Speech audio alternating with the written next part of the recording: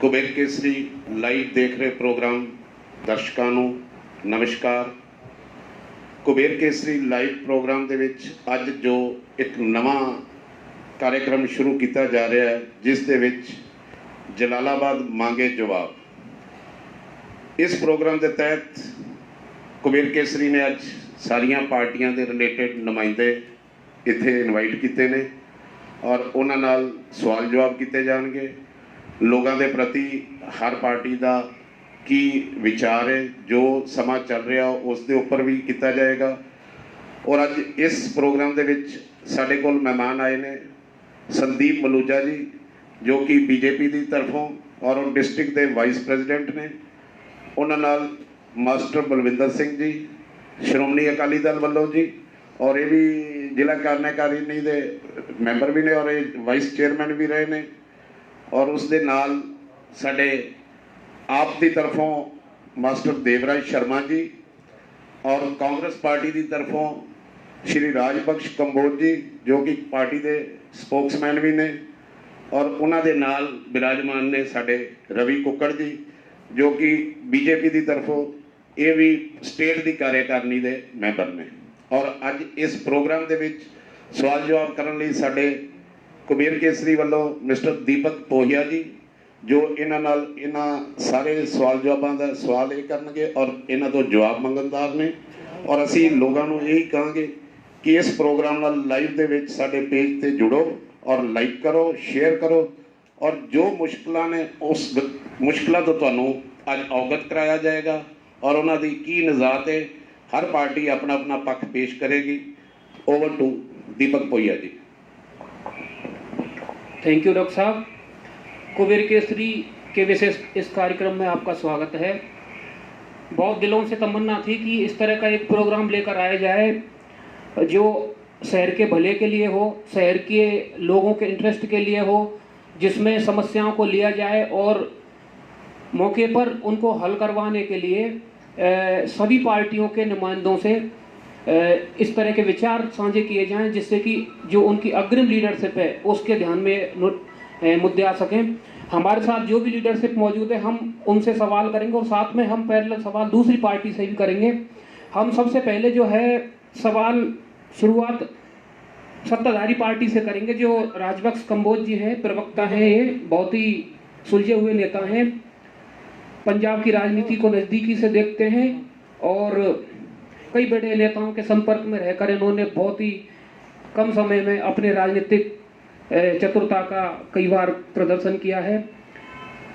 कंबोज साहब, आपसे पहला सवाल जो मेरा ये है वो यही है कि जब से आप सत्ता में आए हैं तब से आपकी पार्टी ने जलालाबाद के लिए क्या कुछ किया है, थोड़ा सा ब्रीफली बताइए कंबोज साहब। कांग्रेस पार्टी जब से सत्ता में आई है, मैं वैसे सबसे पहले कुबेर केसरी की पूरी टीम का धन्यवाद करता हूं कि उन्होंने आज ये कार्यक्रम शुरू किया जिसके लिए जलालाबाद की जनता को बड़े आसानी तरीके से सत्ताधारी से, चाहे वो अपोजिशन है, उनसे अपने जो मसले हैं जलालाबाद की डेवलपमेंट के लिए सवाल किए जा सकते हैं। सो मैं पोहिया साहब ने मेरे को ये सवाल किया है कि जब से आप कांग्रेस पार्टी की यहाँ सरकार आई है तो आपने इस इलाके के लिए क्या किया।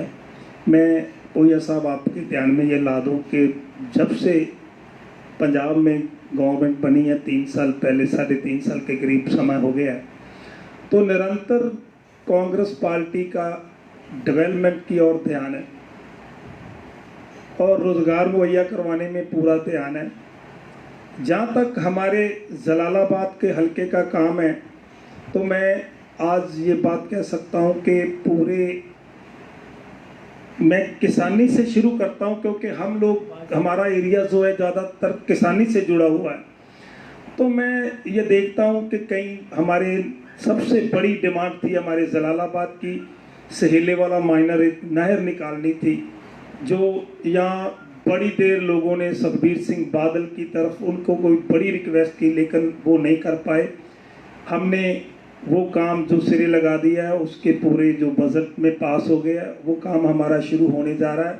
उसके बाद पूरे जो हमारे किसान हैं उनके जो पक्के खाल हैं, वो खाल पहले जब सरकार बनी थी महाराजा कैप्टन अमरिंदर सिंह की तब बने थे। 10 साल में अकाली दल, श्रोमणी अकाली दल, बीजेपी की सरकार ने जलालाबाद में एक सिंगल पक्का खाल बनवाकर नहीं दिया जलालाबाद को। आज मैं गर्व से कह सकता हूँ कि कांग्रेस पार्टी महाराजा कैप्टन अमरिंदर सिंह जी की और हमारे सुनील जाखड़ जी की मेहरबानी से हमारे गांव में कोई ऐसा गांव नहीं है जहां पर ये डेवलपमेंट का काम, पक्के खालों का काम नहीं चल रहा। तो ये किसानी की बहुत बड़ी ज़रूरतें होती हैं। दो तो तीसरी बात, जो दूसरे काम है डेवलपमेंट के, वो गांव-गांव में गलियां, नालियां, छप्पड़ की डेवलपमेंट, 426 करोड़ का प्रोजेक्ट। एक आज मैं आपको खुशी की बात बता दूं, खुशखबरी है कि रविंदर सिंह आंवला एमएलए जी, उनकी मेहनत के सदका 426 करोड़ का एक साल का, पोया साहब, एक साल का बजट नरेगा में अप्रूव होके आ चुका है और उसके अंदर हमारे लगभग टोटल गांव में काम शुरू हो चुका है। और एक साल में जब 426 करोड़ लगेगा तो नक्शा बदल जाएगा जलालाबाद का। बहुत ही विचार अच्छे आपने प्रकट किए अपनी पार्टी की तरफ से, लेकिन हम इस पर प्रतिक्रिया लेंगे। आपसे पहले अकाली दल 10 साल सत्ता में रहा है और यहाँ पर डिप्टी सीएम यहाँ की नुमाइंदगी करते रहे हैं। मास्टर बलविंदर गोयल राय जी बहुत ही सीनियर लीडर हैं अकाली दल के, खास भी माने जाते हैं बादल परिवार के। उनके हर विचार को गंभीरता से लिया जाता है। गोयल साहब, मास्टर जी, जो विचार अभी कंबोज साहब ने रखे, आप उनसे कितने सहमत हैं? और ये बताएं कि जो आपने काम करवाए थे शहर में, क्या उनको आगे बढ़ा पा रहे हैं गोयल साहब? इदा है कि 10 साल श्रोमणी अकाली दल की सरकार चली। एक कहावत है कि प्रत्यक्ष ਨੂੰ प्रमाण की जरूरत नहीं होती। जो कुछ सरदार सुखबीर सिंह बादल ने ਜਾਂ श्रोमणी अकाली दल ने जलालाबाद ਦੇ ਵਿੱਚ ਕਰਵਾਇਆ, ਉਹ ਸਾਰਿਆਂ ਦੇ ਸਾਹਮਣੇ। मेरा छोटा वीर एक कदा को खाला किते बनाता ਉਹਦੀ ਗੱਲ कर रहा, ਜਿਹੜੀ ਇਹ ਸਹੇਲੇ ਵਾਲੇ ਮਾਈਨਰ ਦੀ ਗੱਲ ਕਰ ਰਿਹਾ, मैं ਉਹਦਾ जवाब दे रहा कि उस अकाली दल के टाइम ਵੇਲੇ ਉਹ प्रोजेक्ट ਬਣਿਆ ਸੀ, पर ਉਹਦੇ ਵਿੱਚ पक्का काले वाला पिंड ਦੇ एक बंदे ने स्टे लिया, 2 बार स्टे तड़वाया, वो सुप्रीम कोर्ट पहुँच गया। और मैं कहना तो नहीं चाहता प्रैस ਦੇ ਵਿੱਚ भी अखीर ਤੇ ਉਹਨੂੰ ਇਹ ਦਾਬਾ ਲਾਇਆ, ਬੰਦਾ ਵਿਦੇਸ਼ ਦਾ ਸੀ, ਵੀ ਜੇ ਤੂੰ ਆਇਆ ਤਾਂ ਤੈਨੂੰ ਫੜ ਕੇ ਇੱਥੇ ਅੰਦਰ ਦੇ ਦੇਣਾ ਜੇ ਹੁਣ ਤੂੰ ਦੁਬਾਰਾ ਸਟੇਜ 2 ਦਾ ਕੋਈ ਕੀਤਾ। ਉਸ ਕਰਕੇ ਉਹ ਅਟਕਿਆ ਰਿਹਾ ਕੰਮ। ਉਹਨੇ ਜੇ ਸਾਡੀ ਸਰਕਾਰ ਚਲੀ ਗਈ, ਜਿਹੜਾ ਉਹ ਪ੍ਰੋਜੈਕਟ ਆ ਉਹ ਸ਼੍ਰੋਮਣੀ ਅਕਾਲੀ ਦਲ ਵੇਲੇ ਦਾ ਪਾਸ ਕੀਤਾ ਹੈ। ਚਲੋ ਇਹਨਾਂ ਦੀ ਸਰਕਾਰ ਹੈ, ਹੁਣ ਇਹਨਾਂ ਪੂਰਾ ਤੇ ਇਹਨਾਂ ਕਰਨਾ ਹੀ ਸੀ, ਮੈਂ ਇਹਨਾਂ ਨਾਲ ਸਹਿਮਤ। ਜਲਾਲਾਬਾਦ ਦੇ ਵਿੱਚ ਸਰਕਾਰੀ ਹਸਪੀਟਲ ਜਿਹੜਾ ਉਹ ਕਿਹਨੇ ਬਣਾਇਆ? ਸਰਦਾਰ ਸੁਖਬੀਰ ਸਿੰਘ ਨੇ ਬਣਾਇਆ, ਸ਼੍ਰੋਮਣੀ ਅਕਾਲੀ ਦਲ ਨੇ ਬਣਾਇਆ।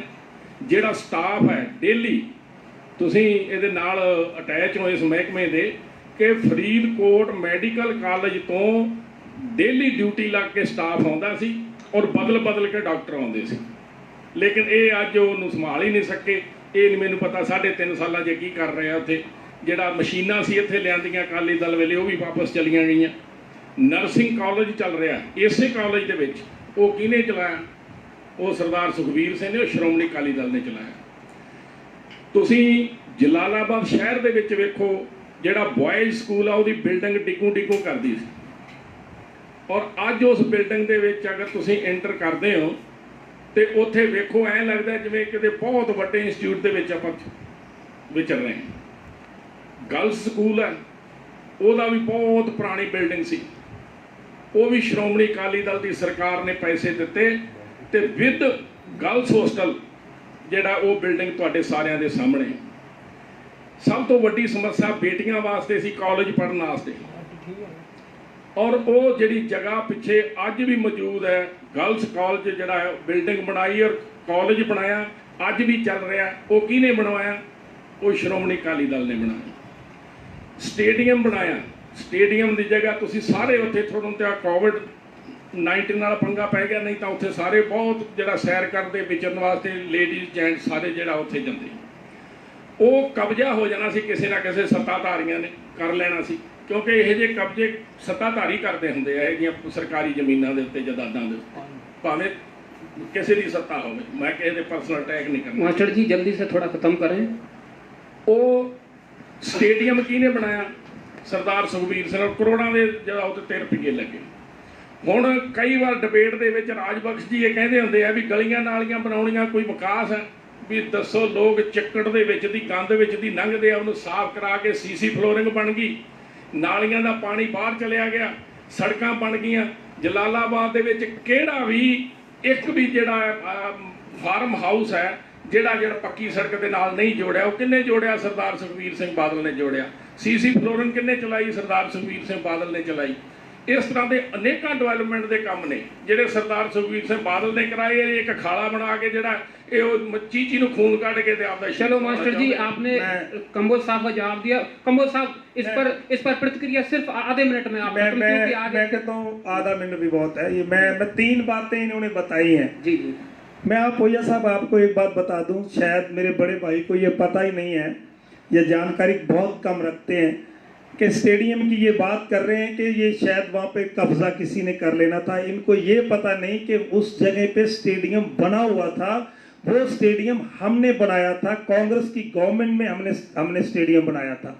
उस समय कुलदीप नैयर की उसके पर्सनल कोटे से जो राज्यसभा के मेंबर थे उसमें भी फंड हमने लिया था। वो मैं एक बात तो इनको ये बता दूं, बने हुए स्टेडियम को इन्होंने सुखबीर सिंह बादल ने अच्छा डेवलप कर दिया। वो कोई बात नहीं है कि वो ये इन्होंने कोई बड़ा मार्का मार दिया, वो भी स्टेडियम भी हमने बनाया। दूसरी बात, ये बात कर रहे हैं बॉयज स्कूल की। बॉयज स्कूल की बिल्डिंग्स का भी मैं इनको बता दूं कि वो फंड्स जो हैं एजुकेशन के हैं, वो स्कूल है, वो हर साल बिल्डिंग फंड आते हैं रेगुलर। तो 5 साल 10 साल सरकार रही है तो उसमें वो रेगुलर फंड एजुकेशन में वो डेवलपमेंट हुई है, इनका कोई लेना देना नहीं है। तीसरी बात, एक बात सुन लो, तीसरी बात इन्होंने बता दी कि ये इन्होंने हॉस्पिटल बनाया, वो चिट्टा हाथी जो साबित इन्होंने कर रखा था पूरे 10 साल।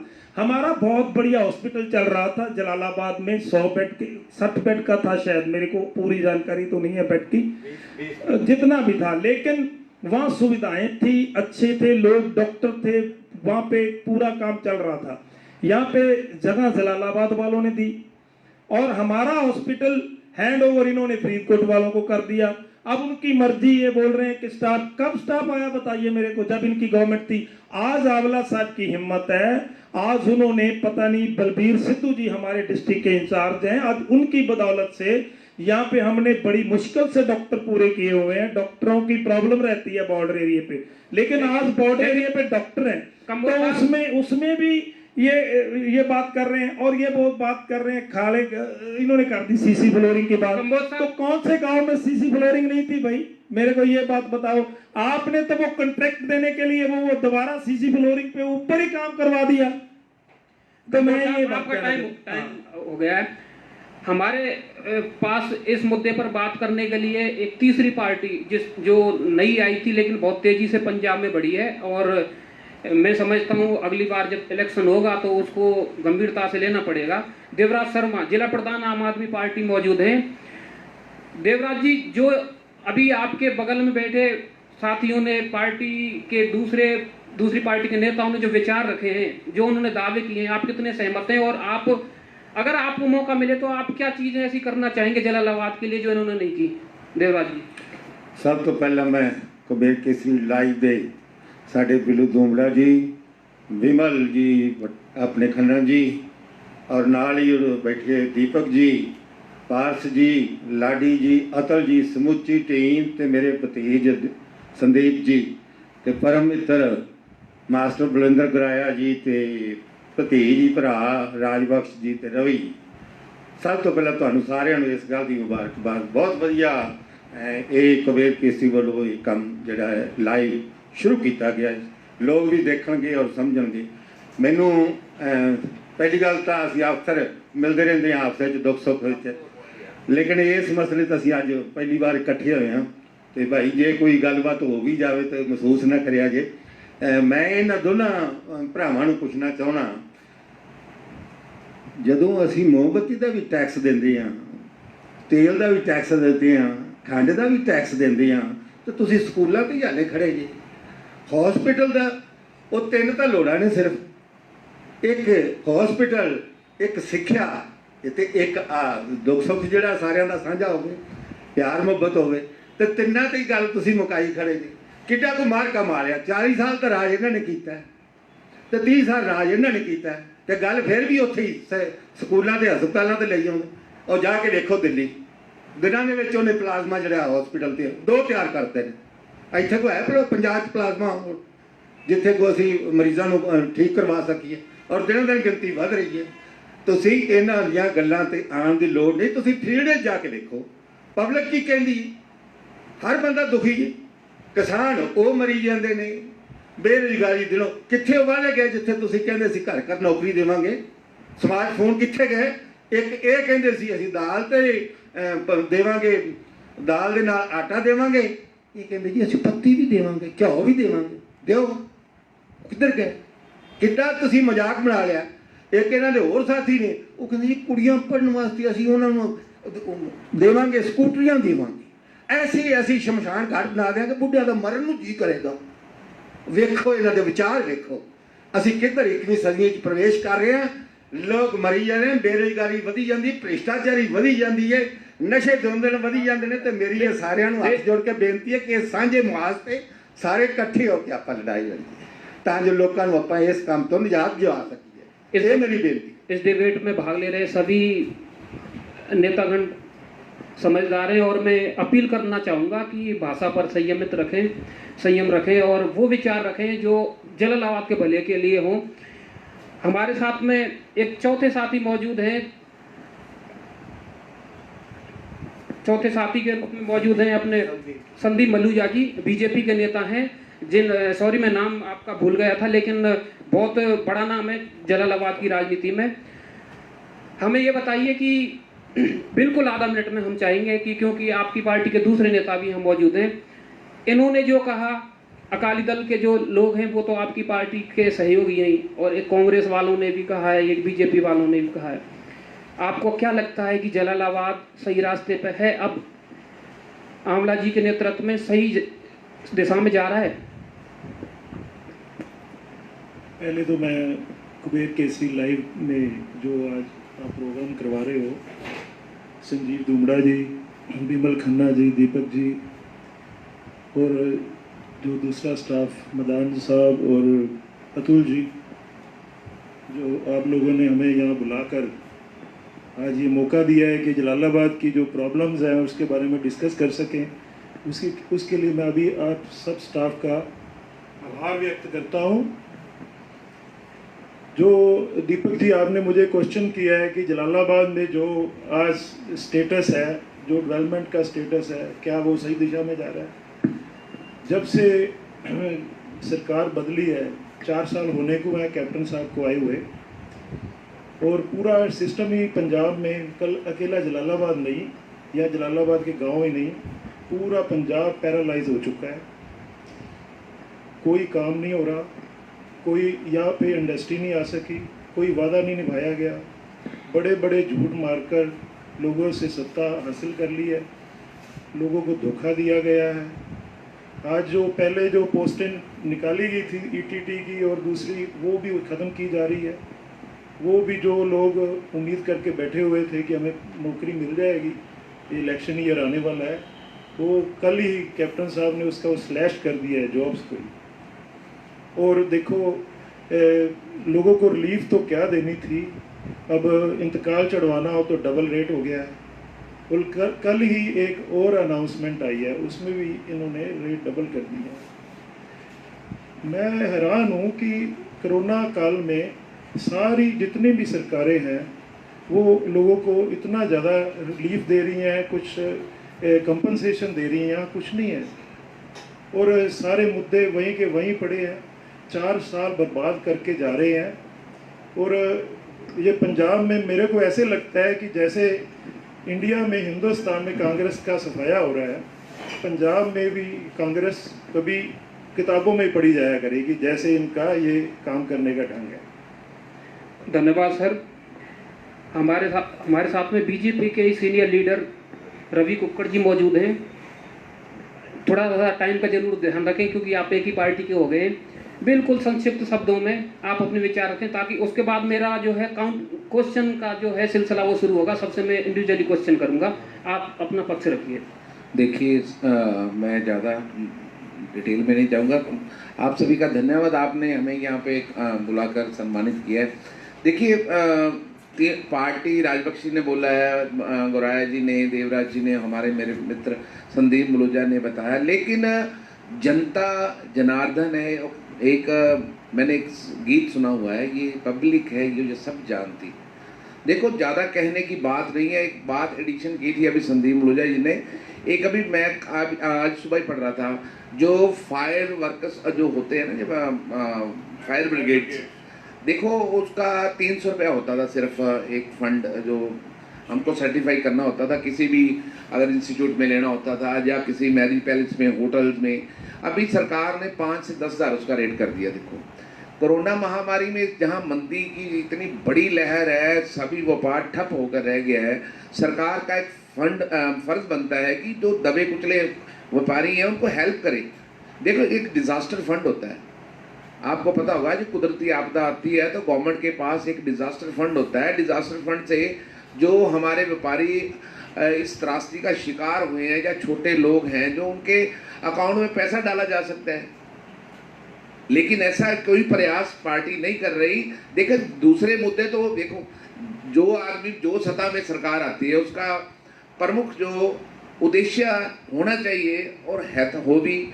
देखो, एजुकेशन को बढ़ावा देना, हॉस्पिटल में लोगों को अच्छी सुविधा देना, मेडिकल सुविधा देना, गलियां नालियां, लाइट्स, और ये तो ना एक प्राइमरी मुद्दे हैं। देखो जी, ये हर एक सरकार का ही फर्ज बनता है। 10 साल भारतीय जनता पार्टी और अकाली दल की सरकार रही, कोई गली नाली गांव में या शहरों में छोड़ी नहीं गई। मैं तो देखा नहीं कोई एक आध इंच बचा हो भी जहाँ पे दोबारा उसको काम करने। इसीलिए शायद वो राजबख्शी मेरे साथ बैठे हैं, आपने इसीलिए आपकी सरकार ने कोई ईंट नहीं लगाई, क्योंकि हमारी सरकार ने कोई लगाने की जगह नहीं छोड़ी। ठीक है ना जी। इसलिए मैं तो यही कहता हूँ, ये जनता है, जनता की फीलिंग का ध्यान रखें। ठीक है ना जी। मैं सीमित शब्दों में बोल रहा हूँ, इसलिए मैं तो यही कहूँगा।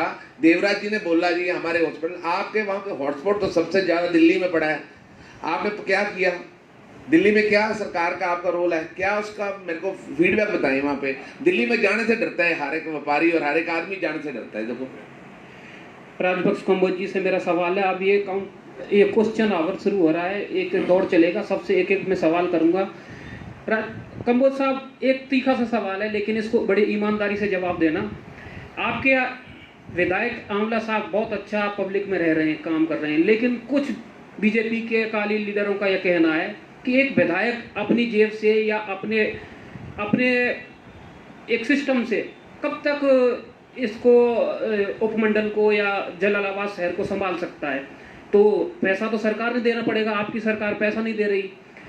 ये तो इन आरोपों में तो दम है, तो आप इसको कैसे नकारेंगे कंबोज साहब? पूजा साहब, मैं आपके बड़े संतुष्टि से आपको संतुष्ट करवाता हूँ आपके सवाल से, लेकिन मैं दोनों भाइयों का धन्यवाद करता हूँ जो बीजेपी की तरफ से बैठे हैं, ये मेरा काम कर रहे हैं या बैठे हुए। ये मुझे थोड़ी मुश्किल कम आएगी। जो इन्होंने बात की कि कोरोना के संकट में, इन्होंने बहुत अच्छी बात की कि कोरोना के संकट में जब महामारी का संकट चल रहा है तो गवर्नमेंट का फर्ज बनता है कि वो जनता के पास आए, जनता की मुश्किलों को सुने और जनता की मुश्किलों को हल करते हुए कोई ऐसे फंड होते हैं जो जनता के लिए इस्तेमाल करें।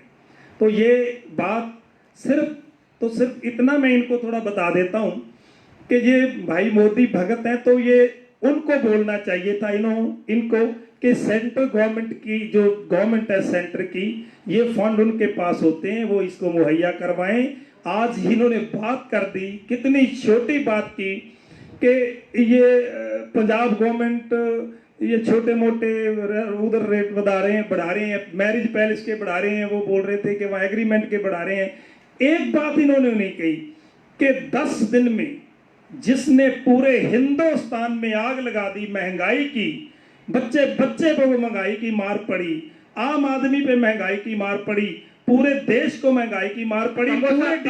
मैंने जो सवाल आपसे मैं वो उसी पे आ रहा हूँ, डीजल की महंगाई जो इन्होंने बोला उसके लिए इन्होंने मोदी के लिए एक लफ्ज नहीं बोला, ये बात उनको कहनी चाहिए थी। मैं आपके सवाल पे आ रहा हूँ, वहाँ पे आ रहा हूँ। तो मैं, आपने भी पोया साहब जो सवाल किया है उसमें मेरे को थोड़ा सा अच्छा नहीं लगा कि आप ये बोल दिया कि आंवला साहब अपनी जेब से कर रहे हैं, डेवलपमेंट कैसे होगी।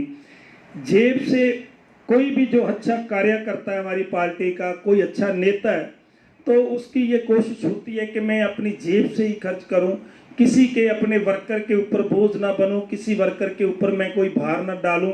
उसमें हमारे आंवला साहब बधाई के पात्र हैं कि कहीं भी कहीं किसी गरीब को अगर निजी जरूरत पड़ जाती है कोरोना की आफत में, जहाँ जहाँ भी हमारे इलाके में कोई ऐसी आफत पड़ी तो उन्होंने अपनी जेब से खर्च किया, लोगों को निजी तौर पे भी दिया।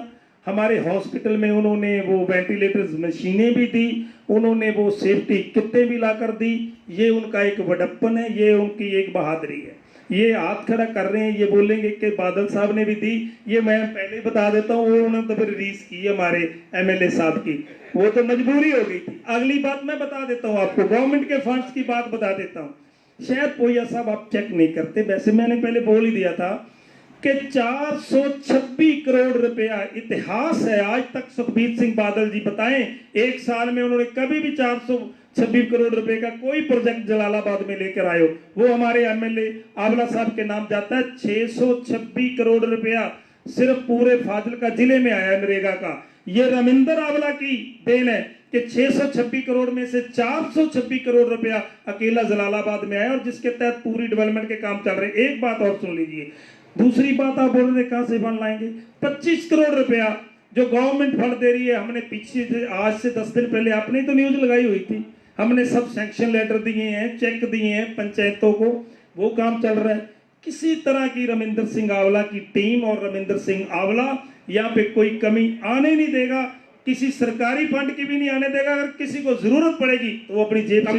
कंबोज साहब, इससे जुड़ा एक सवाल, क्योंकि आप खुद मंडी में आपकी दुकान है और मंडी से ही जुड़ा सवाल है जो आप दावे कर रहे हैं। बरसात का सीजन शुरू हो गया है और हर बार जो है मंडी की हालत आपको पता है क्या हो जाता है पानी का।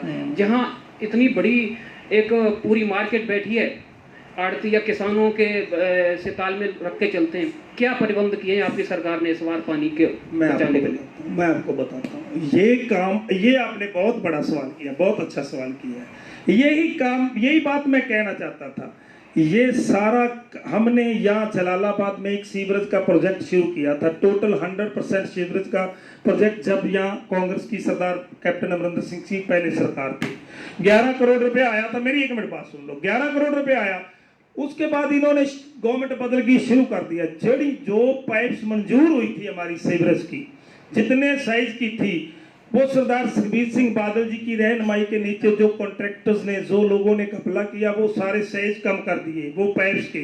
अब क्या प्रॉब्लम आ रही है, हमने 3 करोड़ रुपए के आते ही टेंडर लगवाए, या ये मास्टर जी इस बात के गवाह हैं। हमने टोटल फर्श ऊंचे करवाए, जहाँ पे नीमी जगह थी, जहाँ पानी रुक जाता था, उसको ऊंचा करवाया। लेकिन प्रॉब्लम ये है कि जो वो पाइपलाइन है वो इतनी छोटी डाल दी कि वो जलालाबाद जब बारिश का पानी होता वो खींच नहीं पाती 3, 4, 5 घंटे, इसलिए वो नहीं, मेरा सवाल ये है कंबोज साहब कि इस बार पानी भरेगा या बचेगी मंडी? नहीं, हम उसके लिए सोचेंगे, चाहे हमें एक स्पेशल मंडी के लिए सीवरेज की पाइप डालनी पड़े, हम डलाएंगे, वो हमारा चल रहा है प्रोसेस। तो मास्टर जी से मास्टर जी, आप बहुत देर से माइक उठा रहे हैं, तो आपसे भी ये सवाल है कि आपने सारा काम करवा दिया, आप कहते हैं ये करवा दिया वो करवा दिया, मंडी वही क्यों वही है?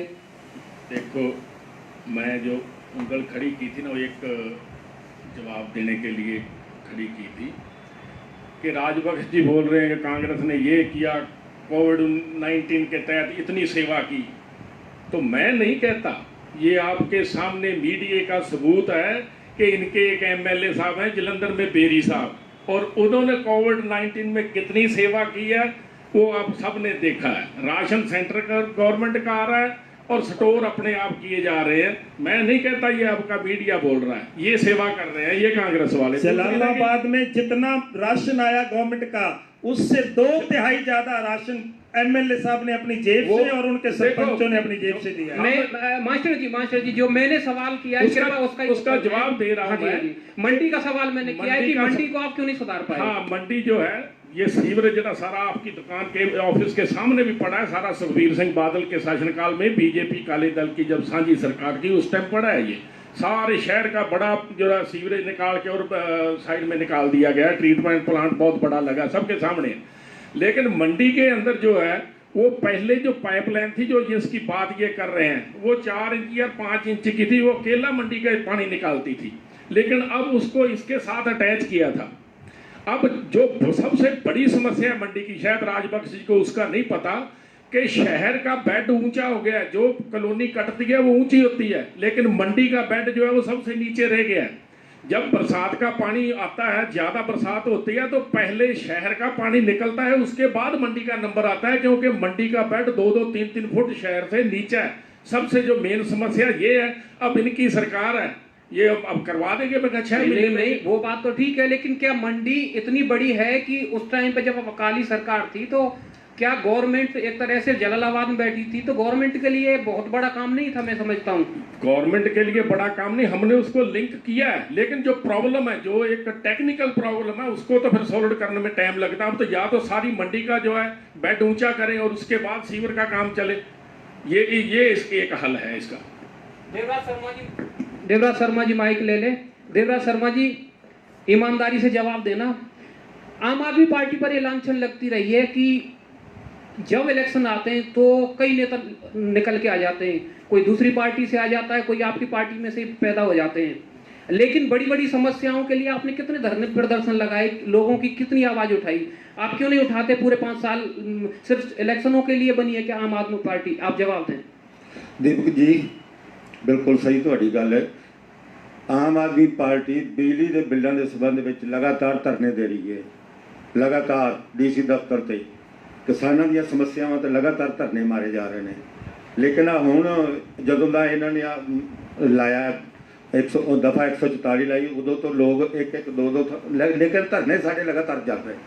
लेकिन मेरी एक बेनती है, सो मैं ये बेनती करदा हाँ सारिਆਂ ਨੂੰ कि सारे जने ਜਿਹੜੀ ਇਹ ਸਮੱਸਿਆਵਾਂ ਨੇ ਇਹਨਾਂ ਨੂੰ ਹੱਲ ਕਰਨ ਵਾਸਤੇ ਵੇਖੋ ਤੁਸੀਂ ਆਪਸ ਵਿੱਚ ਰਲੇ ਹੋਏ ਜੇ, ਇਹ ਦੋਵੇਂ ਪਾਰਟੀਆਂ ਰਲੀਆਂ ਹੋਈਆਂ।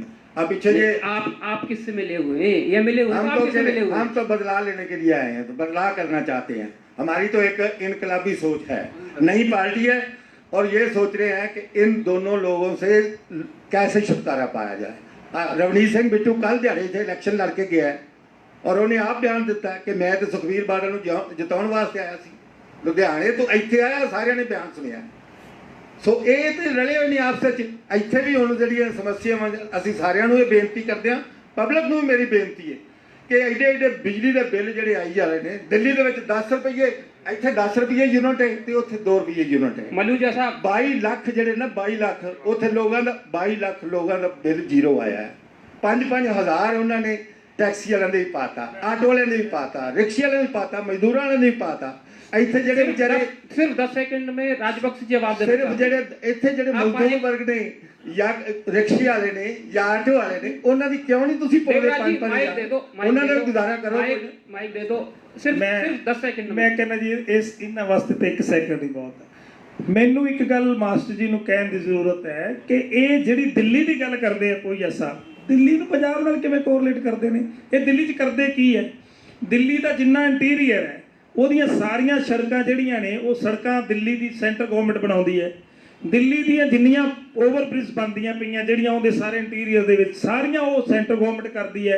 ਉੱਥੇ ਮੈਕਸਿਮਮ ਜਿਹੜਾ ਉਹ ਦਿੱਲੀ ਦਾ ਪੈਸਾ ਸੈਂਟਰ ਗਵਰਨਮੈਂਟ ਲਾਉਂਦੀ। ਸੁਣੋ, ਉਹ ਪੰਜਾਬ ਕਿੱਥੇ ਤੇ ਦਿੱਲੀ ਕਿੱਥੇ, ਕਿ ਇੰਨੀ ਕਿ ਜਗ੍ਹਾ 'ਚ ਦਿੱਲੀ ਸੁੰਗੜਿਆ ਹੈ। ਅੱਜ ਪੰਜਾਬ ਨੂੰ ਚਲਾਉਣਾ ਹੋਵੇ ਤੇ ਪਤਾ ਲੱਗ ਜਾਏ ਕੇਜਰੀਵਾਲ ਜੀ ਨੂੰ ਉੱਥੇ ਮੁੜਕ ਹੋਏ ਪਏ ਨੇ ਉਹ ਤਾਂ। कंबोज साहब नहीं, आपसे इसी में सवाल है, अगर वहाँ की सरकार निकम्मी है तो लगातार दूसरी बार इतने बहुमत से कैसे आ गई? वो तो देखिए, बात तो दूसरी बार तो मोदी साहब भी आ गए। क्या आपने, मोदी साहब ने क्या देश के लिए कर दिया? क्या दिया देश के लोगों को? आज रोजगार कम कर दिया, आज घर घर में बेरोजगारी हो रही है, आज उन्होंने इतनी फैक्ट्रियों को ताला लगने जा रहा है, कहीं जीएसटी की मार दे दी तानाशाही करके, तो कहीं नोटबंदी की मार दे दी। तो कहीं किसी किसान तो दूसरी बात संदीप मलूजा जी, बकरे के लिए जा रहे हैं, संदीप तो मलूजा गया दोबारा तो वो भी आ गए। संदीप मलूजा जी से सवाल। मलूजा साहब, ईमानदारी से बताना, सभी लीडर अब ईमानदारी से ही जवाब दे रहे हैं, आप ईमानदारी से बताना, आप क्यों ऐसा करते हैं कि अकाली दल अगर किसी चीज को ए बताता है तो आप उसको ए ही बताते हैं? आप क्यों नहीं, मान लीजिए कुछ चीजें हुई हैं, जैसे मंडी का मुद्दा है, तो आपने इसको लेके आवाज कितनी उठाई बीजेपी ने, बताएं। एक्चुअली मंडीकरण बोर्ड का जो सीवरेज पड़ा था उसमें इनका अलग से डिस्पोजल सिस्टम था, तो वो टोटली वो डैमेज हो गया था इनका। तो हमने नगर कौंसिल के जो सीवरेज था इनको वहाँ पे पैसे ही दिया मंडी को। अब कमियां तो है, अब हमारा सवाल तो अब जो रूलिंग पार्टी है, हम तो कांग्रेस वालों से पूछेंगे 4 साल हो गए आपने क्या किया है? चलो हमें तो पब्लिक ने हरा दिया, अकाली भाजपा को तो हरा दिया, हम बैठे हुए हैं ओपोजिशन में, अब हमारी बातों को लेके अभी तक रोना रोते रहोगे? 4 साल आपका फर्ज नहीं बनता था कि मंडी को ठीक करते? मैं आपको बीच में रोक रहा हूँ, बहुत ही करंट का सवाल है और बहुत ही जरूरी सवाल है, ईमानदारी से जवाब देना। अकाली दल ने पेट्रोल और डीजल को लेकर धरना लगाया, सेंटर में आपकी गवर्नमेंट है, धरना आपके खिलाफ था, तो आप ये मानते हैं कि अकाली दल ने आपको भी बिल्कुल कटघरे में खड़ा कर दिया है कि जो रेट बढ़ रहे हैं उसमें आप भी भागीदार हैं बराबर के? उसके लिए मैं ठीक जवाब देता हूँ। जब यहाँ पे धरना लगा था फाजिलका जलालाबाद में, उस समय वो पंजाब सरकार के अगेंस्ट लगा था, क्योंकि जितना भी डीजल के ऊपर वैट लगाया है, अगर सेंट्रल गवर्नमेंट का सिर्फ उसमें 17 रुपये है डीजल में, 34 रुपये पंजाब सरकार लेती है, 42% तो जीएसटी से इनको वापस आ जाता है, और जो वैट इन्होंने अलग से इस बार बढ़ाया है उसकी तो कोई बात नहीं करते। ये एक नंबर के ड्रामेबाज है, इनका हमारे से डबल रेवेन्यू आता है। इनका जो रेवेन्यू है, इस जो टोटल जो इसके ऊपर टैक्स लगा हुआ है, जीएसटी और वैट लगा हुआ है, इनका डबल है। इन्होंने 1 रुपया भी कम करने की बात नहीं की, उल्टा इन्होंने बढ़ाया है, वो तो बात नहीं करते। 4 लोगों को बेवकूफ़ बनाते हैं, लोगों का ध्यान खींचने के लिए, काम तो कोई किया नहीं, ना करना है और ध्यान खींचते हैं। इनका मैं एक आंकड़ा बताने को तैयार हूँ, इनका 34 रुपये आता है और सेंटर को 16 रुपये कुछ पैसे जाता है। एक जवाब कंबोज साहब से ले लेते, सिर्फ 10 सेकंड में, उसके बाद रवि कोकड़ जी। ये वैसे तो पोया साहब, इनका आप एंकर हैं, आपका भी फर्ज बनता है, मीडिया जो है देश की चौथा पावा है हमारे लोकतंत्र का। आप देखिए कितना ड्रामा हो रहा है आपके चैनल के, पूरे हिंदुस्तान में ऐसा हो रहा है। ये दोनों भाई बैठे हैं, वो बोल रहे हैं हमने बीजेपी के खिलाफ धरना लगाया, अकाली दल वाले बोल रहे हैं, तो बीजेपी वाले बोल रहे हैं नहीं हमारे पास खिलाफ तो लगाया ही नहीं है। तो ये तो स्पष्ट बात कर ही रहे हैं ना, जनता को बता रहे हैं कि हमारा तो ड्रामा है। दूसरी बात मैं इनको बता दूं, गुजरात में जहाँ पे इनके मोदी साहब हैं, बड़ी देर उन्होंने चीफ मिनिस्टर रहे हैं, तो वहाँ के अब वो पीएम हैं, वहाँ ये बता सकते हैं कितना ये जी चल रहा है, वैट कितना चल रहा है, जीएसटी कितना चल रहा है, कितना सस्ता है। दूसरी बात मैं आपको बता दूं, पंजाब की बात क्यों करते हो? पंजाब ने अगर कोई एक पैसा बढ़ाया है तो बताइए, अगर आप अमाउंट बढ़ा रहे हो तो उस पर वैट भी उतना लगेगा, वो जो लोकल टैक्स है वो भी लगेगा, तो जीएसटी भी सेंटर की है। तो मलूजा साहब को ये बात ही नहीं करनी चाहिए थी कि सारे टैक्स तो जो सेंटर के हैं वो कलेक्ट कर रहे हैं, तो वो उसमें क्या है। दूसरी बात मलूजा जी, आपको मास्टर जी, इन्होंने भी जो अकाली दल वालों ने धरना दिया, पहले इन्होंने ये लिखाया कि हम बीजेपी के खिलाफ धरना दे रहे हैं, लेकिन जब सड़कों पे आए तो ये मोदी से डरते हुए नारे, कांग्रेस पार्टी मुर्दाबाद, इनको तो शायद पता ही नहीं चलता अकाली दल वालों को कि डीजल का रेट बीजेपी वाले सेंटर वाले बढ़ा रहे हैं कि पंजाब वाले बढ़ा रहे हैं। शायद इनको समझ ही नहीं आती ये इनकी। मास्टर जी आप ईमानदारी से बताएं, आप भी धरने में रहे हैं, धरना किसके खिलाफ था? अगर बीजेपी के खिलाफ नहीं था तो आप क्या समझते हैं कि रेट कौन बढ़ा रहा है? ऐसा है कि सबसे पहले 2 रुपये का सेस इस सरकार ने लगाया, कांग्रेस सरकार ने पंजाब में लगाया डीजल पेट्रोल के ऊपर। उसके बाद जब 70 रुपये रेट हो गए तो अकाली दल ने कांग्रेस के खिलाफ धरना लगाया, लेकिन हमारी भाईवाल पार्टी है बीजेपी, उनको हमने सुझाव दिया कि आप भी थोड़ा बहुत कम करें, और कांग्रेस के हम जो है अगेंस्ट धरना लगा रहे हैं इनसे भी कम करवाएंगे, और थोड़ा आप भी पब्लिक को उनसे रिक्वेस्ट की हमारा भाईवाल होने के नाते कि आप भी थोड़ा। उन्होंने 20 रुपए रेट बढ़ा दिए, उनको बोलते कंबोज थोड़ा साहब, कम कंबोज करो। साहब, कंबोज साहब, आपसे नहीं, कंबोज साहब से सवाल है। कंबोज साहब, मैं सवाल आपसे ही करूंगा। कंबोज साहब, ऐसा क्यों है? चलो ठीक है, मान लेते हैं बीजेपी बढ़ा रही है, लेकिन पंजाब में और हरियाणा में और राजस्थान के जो पेट्रोल डीजल के कीमतों में वो अंतर इतना क्यों है? दिक्कत तो आपकी वजह से भी है ना, तो ये पंजाब में रेट क्यों ज्यादा है? राजस्थान में किन की गवर्नमेंट है? राजस्थान में भी तो कांग्रेस की गवर्नमेंट है। ये देखो, जो भी जो जो हरियाणा में कम है, जो हरियाणा स्टेट्स का जो स्टेट हरियाणा को आप पहाड़ों पे चले जाओगे, हिमाचल स्टेट का रेट अलग है। ये कॉस्ट पड़ती है आगे उतनी उतनी कंपनीज को, जितना दूर आता है सिस्टम से वो होता है Totally गलत है। सब। ये बात Total ये बात मेरी एक बात सुन लो मलूजा साहब, मेरे को एक बात बताओ आप, मेरे को आप या सब ये बताओ, ये डीजल की कीमतें कौन तय करता है? आप बताओ, मैं आपसे सवाल करता हूँ, बताइए जरा आप। नहीं, इसको कौन करता है? नियंत्रण तो मेरे को आप देखो, जवाब दो। नहीं, कंट्रोल तो सेंट्रल गवर्नमेंट का होता है, government लेकिन भी नहीं लेकिन करता। उसमें भी ये हमारी बात लेकिन करें, मैं अगर मेरी बात सुनो, इंटरनेशनल मार्केट करती है। दूसरी बात ये सुनो, सर, मैं इस जादू को नहीं समझ पा रहा हूँ कि हाँ। इंटरनेशनल मार्केट में काफी सस्ता कच्चा तेल, उसके बाद में सेंट्रल गवर्नमेंट उस पे और महंगा कर देती है, और जब राज्य में आता है तो स्टेट गवर्नमेंट उसको महंगा कर देती है। आपकी बात को मैं बड़ा कर तो देता हूँ। इसमें इन्होंने मानना नहीं है। एक बात सुनो, ये तो केजरीवाल जी वाली बात सही है ना कि सभी मिले हुए हैं। भैया जी, मैं नो, मैं बताता हूँ, इन्होंने मानना नहीं है। अब ये डीजल पे तो गोलमाल करके जनता को भी बेवकूफ बना दिया, मीडिया को भी बना दिया। अब इसका आपको करना चाहिए। अब दूसरी बात पे आता हूँ, एमएसपी पे आता हूँ। इनसे ये पूछ लीजिए कि मोदी साहब एमएसपी तोड़ने जा रहे हैं, क्या आप उनके साथ हैं? इनसे मास्टर बलविंदर सिंह जी से पूछिए आप। अगर ये अगर उन ये भी पूछ लीजिए इनसे, अगर नहीं है तो फिर वो हरसिमरनजीत कौर का रिजाइन क्यों नहीं करवाते? लोगों को क्यों बेवकूफ बना रहे हैं? हर समय हर वक्त ये बात करने वाली नहीं है। ज्यादातर लोग समझ चुके हैं। देखो, राजबक्ष जी, काफी समय आपने डिबेट का सारा समय तो आप ले रहे हैं ज्यादा से ज्यादा, लेकिन भाई आप तीनों में तो अकेला हूँ। नहीं, टाइम का ध्यान रखें। मेरी बात 4 बजे तक डिबेट चलेगी, टाइम का ध्यान रखें। एमएसपी का कोई भी आप मेरे को बताओ, केंद्र की तरफ से कोई नोटिफिकेशन आया भी एमएसपी को हम रद्द करने जा रहे हैं क्या? ऐसा ही देखो, आपने बठिंडा में पहले रैली की थी ना, जब आप नशे के विरुद्ध पे भी मैं 72 घंटों में नशा खत्म करके सरकार को, पंजाब की जनता को अपने विश्वास में लेकर आप सरकार में आ गए। देखो, उस पे भी आपने अमल नहीं किया। अभी यू टर्न आपने पीछे भी लिया है, मैंने ऐसा कोई सौगंध नहीं उठाई, ये भी मीडिया में आ रहा है।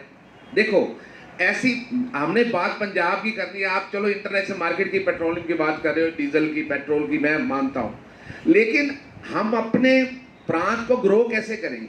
अभी आप सत्ता में बैठे हो, आप प्लानिंग बनाओ। देखो, हम 10 साल सत्ता में रहे हैं, तो जितने काम किए थे वो मास्टर बलविंदर जी ने गिनाए हैं आपको। जलालाबाद के हमें रहने वाले हैं, कितनी यूनिवर्सिटी बनाई है, कितने मेडिकल जलालाबाद में दिए, कितनी इंडस्ट्री, ये तो वो बात है, गलियां मैं ना मानूं, गलियां बात तो है, सरपंच उसका बनाते हैं। मैं कहता हूँ वो तो सरपंचों का मास्टर जी, है, मुख्यमंत्री में मास्टर जी से सवाल मेरा, प्लीज मास्टर जी कोई एक काम, कोई मेडिकल कॉलेज आया, कोई यूनिवर्सिटी आई है, आपने कोई इंडस्ट्री आई है। आप रविंद्र हम लगाएंगे इंडस्ट्री। मेरी बात हमारे सुनो, एमएलए बात तो साहब ने सुनो। वादा किया, आप हम जब से डिबेट चल रही है, और ये लगेगी हमारी। जब से डिबेट चल रही है, आप कह रहे हैं हम ये लाए हैं, रविंद्र आंवला जी ने इतना खड़ा कर दिया। उन्होंने एक वायदा किया था, मैं एक मल्टी इंडस्ट्री लगाऊंगा जो बहुत, जिसमें 6 से 10 हजार लोगों को रोजगार मिलेगा। उसके बारे में बताएं आप। तो मैं बता रहा हूँ, बताओ। मैं बता रहा हूँ कि हम लगाएंगे। अरे आपका तो 8 महीने हमें एमएलए को 8 महीने हो रही है अभी बने, तो उसमें तो एनओसी भी नहीं मिलता। आप क्या सोच रहे, नहीं लगाएंगे? नहीं, 1 साल रह गया है, आप फिर बाद में कहोगे भी गवर्नमेंट आपको ऑफिसर एनओसी लगेगी। प्लीज कोक्कड़ साहब, अब मेरा सवाल, सीधा सवाल मास्टर जी से है। मास्टर जी, हम बिल्कुल मेरी सबसे आपसे विनती है हाथ जोड़ के कि समय का बिल्कुल ध्यान रखें। इस तरह से उलझेंगे तो फिर डिबेट सही नहीं हो पाएगी। मास्टर जी, सिर्फ आपके पास 1 मिनट होगा और सभी के लिए 1-1 मिनट मिलेगा। आपके लिए आधा मिनट, इनके लिए 1-1 मिनट, क्योंकि आप 2 हैं। तो मास्टर जी, आप सीधे शब्दों में बताइए कि कौन कौन से ऐसे काम हैं जो आने वाले 1 वर्ष में करवाने चाहिए कांग्रेस गवर्नमेंट को, आपको लगता है कि ये काम ऐसे हैं जो बड़े आसानी से करवाए जा सकते हैं लेकिन गवर्नमेंट नहीं करवा पा रही है? ऐसा है जी, इन्होंने वायदे तो किए थे, अब टाइम ही 1 मिनट का, इतने दिन के वायदे मैं गिनाता थक जाऊंगा कि कितने घर में इन्होंने नौकरी दे दी। गुटका साहब की सौं खाई, जिसका हमारा सिख का और खास करके पंजाबी का एक धर्म ग्रंथ है। जलालाबाद हाँ, में रही। जलालाबाद में तो वही बात आ गई ना, घर घर नौकरी तो जलालाबाद में मिलनी है, नशा जलालाबाद में भी खत्म होना है। जी, और 51,000 की पेंशन जो है वो जलालाबाद में भी सगन स्कीम नशा अकाली दल के टाइम पे नहीं था? अकाली दल के टाइम था, मैं ये नहीं मानता, हमने उसको कंट्रोल किया और करते भी रहे, लेकिन ये ऐसी लत है कि हमारे से एकदम कंट्रोल नहीं हुई, उसके बाद सरकार बदल गई। तो इनसे भी एकदम से कंट्रोल नहीं हो रही ना? आप कह रहे हैं साढ़े 3 साल हो गए इनको, इन्होंने 100 खा के खत्म करने का किया था। लेकिन अब जितने इनके आप चोन मैनिफेस्टो पकड़ो कांग्रेस का, उसके अंदर आप ही हिसाब लगा लो कितने वादे पूरे कर दिए और कितने रह गए। आप बताइए, मैं बताऊंगा कौन कौन से पूरे हो। देवराज शर्मा जी, देखो, राजभगत का काम है रौला पाना, मीडिया के सामने रौला पा के सच्चे नहीं बन सकते। देवराज शर्मा को पता कांग्रेस क्या कर रही है और जलालाबाद में क्या हो रहा है। मास्टर जी प्लीज प्लीज, हाँ जी, मैं बोला करूं, मुझे एंकर ही रहने दिया जाए प्लीज, मेरी बात मान जाया करो। देवराज शर्मा जी, अगर यहाँ की जनता आपको 2022 में मौका देती है, कौन कौन से ऐसे 4 काम गिनाइए जो आप करवाना चाहेंगे? ऐसे नहीं कि आप राज्य का, स्टेट का छेड़ के बैठ जाएं। जलालाबाद पे बताइए आपकी, हम ये करवाएंगे जो इन्होंने नहीं करवाया। दीपक जी, लोग ਹੁਣ ਸਮਝ ਚੁੱਕੇ ਨੇ ਇਹਨਾਂ ਦੀ ਚਾਲਾਂ ਨੂੰ। ਘੋਗੀਏ ਨਹੀਂ ਘੋਗੀਏ, ਕਿੰਨਾ ਕੋ ਭਾਰ ਤੇ ਇੱਕ ਮੁੱਠ ਚੁੱਕ ਲੈ ਦੂਜੀ ਤਿਆਰ। ਇਹਨਾਂ ਨੇ ਵਾਰੀਆਂ ਬਣੀਆਂ ਹੋਈਆਂ ਸੀ ਤੁਹਾਡੇ ਸਾਹਮਣੇ ਹੀ, ਇੱਕ ਦੂਜੇ ਦੇ ਮੁਖਾਲਫ ਬੋਲਣ ਲੱਗ ਪਏ ਨੇ। ਹੁਣ ਹਾਲੇ ਇਲੈਕਸ਼ਨ ਆਉਣ ਦਿਓ। ਮੇਰੀ ਇਹ ਬੇਨਤੀ ਹੈ, ਜਿਹੜੇ 4 ਕੰਜੇ ਕਰਕੇ ਅਸੀਂ ਆਮ ਆਦਮੀ ਪਾਰਟੀ ਲਿਆਂਦੀ ਹੈ, ਉਹ ਹੈ ਸਿਰਫ ਭ੍ਰਿਸ਼ਟਾਚਾਰੀ। ਨੰਬਰ 1, ਕੇਜਰੀਵਾਲ ਨੇ ਭ੍ਰਿਸ਼ਟਾਚਾਰੀ ਤੇ ਜਿਹੜਾ ਸੀ ਨੇ ਇਹ ਆਮ ਆਦਮੀ ਪਾਰਟੀ ਲਿਆਂਦੀ ਹੈ। ਔਰ ਦਿੱਲੀ ਦੇ ਵਿੱਚ ਦੇਖ ਲਓ, ਕਿਤੇ ਕੋਈ ਭ੍ਰਿਸ਼ਟਾਚਾਰੀ ਕਰਕੇ ਵਿਖਾ ਦੇ, ਮੈਨੂੰ ਦੱਸ ਦਿਆ ਜੀ। ਪਹਿਲੇ ਹੀ ਆਉਂਦਿਆਂ ਖੜਕਾਤੇ ਸੀ ਉਹਨੇ 3-4 ਅਫਸਰ, ਉਸ ਤੋਂ ਬਾਅਦ ਕਿਤੇ ਭ੍ਰਿਸ਼ਟਾਚਾਰੀ ਨਹੀਂ ਹੋਇਆ। ਔਰ ਸਕੂਲਾਂ ਦਾ ਸੁਧਾਰ ਦੇਖ ਲਓ, फॉरेन कंट्री के लोग आके स्कूल देख रहे हैं। आप एक मिनट मेरा सवाल सुन लो। नहीं मेरा सवाल भी सुन लो, साथ में मेरे को याद आ जाता ना, मैं सवाल सुन लो मेरा। जलालाबाद का आपको इतना ज्ञान है तो आपकी पार्टी जलालाबाद से कैंडिडेट क्यों नहीं खड़ा करते? क्यों भगवंत मान को लाते? फिर लाओगे? ईमानदारी से जवाब दो। ये तो पार्टी ते डिपेंड करता है ना जी। वो देखो, ये जो उथों लेके आए ने रवनीत बिट्टू नूं, ये कि लिआए ने सुखवीर बादल, वो किहड़े इत्थों दे ने? जे साडा भगवंत मान आ गया तो फिर की डर है? ऐसी कोई गल नहीं, ये अहीं ना घबरा। सुखबीर को डेवलपमेंट आपके सामने, इस वास्ते जनता देख रही है, इहनूं डेवलपमेंट नहीं कहा जा सकदा। देख रवि बाबू ना ते डेवलपमेंट में आपकी पार्टी क्या मैं बिल्कुल इन्हां नूं जलालाबाद की डेवलपमेंट में क्या करवाएगी आपकी पार्टी? हस्पताल भी खाली पए ने ते स्कूलां विच भी ਜਿਹੜਾ ਤੁਸੀਂ ਸਟੇਡੀਅਮ ਦਾ ਜਿੱਕਣ ਜਾ ਕੇ ਦੇਖੋ ਸਹੀ, ਮੈਂ ਤਾਂ ਮੈਂਬਰ ਹਾਂ, ਉੱਥੇ ਜਿੰਨਾ ਪੈਸਾ ਲਾਇਆ ਉਹ ਲੱਗਿਆ ਹੀ ਨਹੀਂ, ਉੱਥੇ ਸਾਰਾ ਟੁੱਟਿਆ ਪਿਆ। आप क्या करवाएंगे? अब आप क्या करवाएंगे जो ਅਸੀਂ ਤੇ ਦੁਨੀਆ ਲੋਕਾਂ ਦੀ ਜਿਹੜੀਆਂ ਸਮੱਸਿਆਵਾਂ ਨੇ ਨਾ, ਭ੍ਰਿਸ਼ਟਾਚਾਰੀ ਹੈ, ਉਹਨੂੰ ਖਤਮ ਕਰਾਂਗੇ ਔਰ ਵੱਧ ਤੋਂ ਵੱਧ ਜਿਹੜਾ ਰੋਜ਼ਗਾਰ ਪੈਦਾ ਕਰਾਂਗੇ। ਗਰੀਬ ਜਿੰਨੇ ਨੇ, ਚਾਹੇ ਕੋਈ ਦਿਹਾੜੀਦਾਰ ਹੈ, ਚਾਹੇ ਕੋਈ ਮਜ਼ਦੂਰ ਹੈ, ਚਾਹੇ ਕੋਈ ਕਿਸਾਨ ਹੈ, ਉਹਨਾਂ ਦੀ ਰਜਿਸਟ੍ਰੇਸ਼ਨ ਕਰਕੇ ਉਹਨਾਂ ਨੂੰ ਬਕਾਇਦਾ ਜਿਹੜਾ ਨਾ। एक सवाल हमारे डॉक्टर साहब भी करना चाहते हैं। ਕਰੋ ਡਾਕਟਰ ਸਾਹਿਬ, ਕਰੋ ਜੀ। ਕੀ ਸ਼ਰਮਾ ਜੀ, ਤੁਹਾਡਾ ਵੀ ਇਹ ਵਿਚਾਰ ਹੈ ਵੀ 2022 ਜਿਵੇਂ ਦੂਸਰੀਆਂ ਪਾਰਟੀਆਂ ਕੋਈ ਆਟਾ ਦਾਲ ਸਕੀਮ, ਕੋਈ ਖੰਡ ਚੀਨੀ ਪੱਤੀ ਦਿੰਦੀ, ਤੁਸੀਂ ਵੀ ਕੋਈ ਦਿਓਗੇ ਲੋਕਾਂ ਨੂੰ ਇਸ ਤਰ੍ਹਾਂ ਗਰੀਬ ਅਸੀਂ ਤਬਕੇ ਲੋਕਾਂ ਨੂੰ ਝੂਠਾ ਲਾਰਾ ਨਹੀਂ ਲਾਉਣਾ, ਇਹ ਝੂਠੇ ਲਾਰੇ ਲਾਉਂਦੇ ਨੇ। ਅਸੀਂ ਬੇਨਤੀ ਕਰਦੇ ਹਾਂ ਵੱਧ ਤੋਂ ਵੱਧ ਜਿਹੜੇ ਰੋਜ਼ਗਾਰ ਪੈਦਾ ਕਰਾਂਗੇ ਔਰ ਲੋਕਾਂ ਨੂੰ ਸੱਚਾਈ ਤੇ ਬਿਨਾਂ ਰਿਸ਼ਵਤ ਦੇ ਨੌਕਰੀਆਂ ਦੇਵਾਂਗੇ। ਜਿਵੇਂ ਦਿੱਲੀ 'ਚ ਯਾਰ ਹੋਇਆ, ਸਾਡਾ ਤਾਂ ਮੁਖੀ ਉਹ ਹੈ, ਉਸੇ ਬਿਹਾਰ ਤੇ ਅਸੀਂ ਪੰਜਾਬ 'ਚ ਕੰਮ ਕਰਨਾ ਚਾਹੁੰਦੇ ਹਾਂ। रवि कुक्कड़ जी, मेरा सवाल सुन लो, ऐसे नहीं, आप अपनी तरफ से नहीं बोलेंगे, मेरा सवाल सुन लीजिए। आपकी पार्टी क्यों जलालाबाद के अंदर, क्यों अकाली दल की पिछलग्गू बन गई है? मैं सीधे शब्दों में कह रहा हूं कि क्यों वही कि अकाली दल, देखते हैं अकाली दल क्या करेगा, हम तो प्रोग्राम बुलाएंगे तो साथ में चला जाएंगे। अलग से जो प्रोग्राम है या अलग से जो आपके कहना चाहिए कि जलालाबाद के लिए जो प्रदर्शन है वो क्यों नहीं होते? देखिए, ये तो आपकी सोच है, अभी आम लोग इनके पीछे लगो हैं। देखिए, हम केंद्र में बैठे हैं, ये स्टेट की पार्टी है, पहले तो ये सुनो, ठीक है ना जी। बड़े भाई की भूमिका किसकी है, छोटे भाई की भूमिका किसकी है, ये आप ही तय करो ना। आप मीडिया में हो, देखो, मैं तो पहली बार इन्होंने जब पहली बात शुरू की थी तो इन्होंने कहा 10 साल अकाली सरकार रही, तो मैं थोड़ा सा, मेरे अंकल है, मैं ये कहना चाहिए अकाली भाजपा की सरकार रही, क्योंकि हम उसमें सहभागी थे। बात ऐसी नहीं है, जहाँ पे विरोध करना होता है करते भी हैं हम लोग। आपने जो डीजल, एक मेरी बात सुनो, डीजल वाली आपने बात छेड़ी थी ना जिन्होंने धरने वाली, तो देखो इन्होंने उस चीज का भी तो ध्यान रखा है ना भी केंद्र के खिलाफ इन्होंने स्टेट पंजाब गवर्नमेंट के अगेंस्ट पंजाब सरकार को बोला 10 रुपए आप रेट कम कर दो, हम केंद्र से सिफारिश करेंगे भी उससे भी रेट कम करवाएंगे। ये ऐसा था धरना, इन्होंने सही जवाब देना नहीं है, मैं बता रहा हूँ। अच्छा दूसरी बात, पिछलग्गू वाली बात कोई भी नहीं है, मेरी बात सुनो। ये बड़े लोग जो केंद्र में बैठी हैं पार्टियां वो तय करती है गठबंधन किससे होता है। यहाँ पे श्रोमणी अकाली दल के कैंडिडेट लड़ते हैं, हमारा फर्ज बनता है जो हमारे सहभागी हैं उनके हम पूरी मदद करें, उनको जिताने का पूरा प्रयत्न करते हैं। इसको आप पिछलग्गू का नहीं दे सकते, मेरी बात सुनो। हम इस डिबेट पर विचार रखने के लिए हमारे एडिटर भी कुछ कहना चाहते हैं।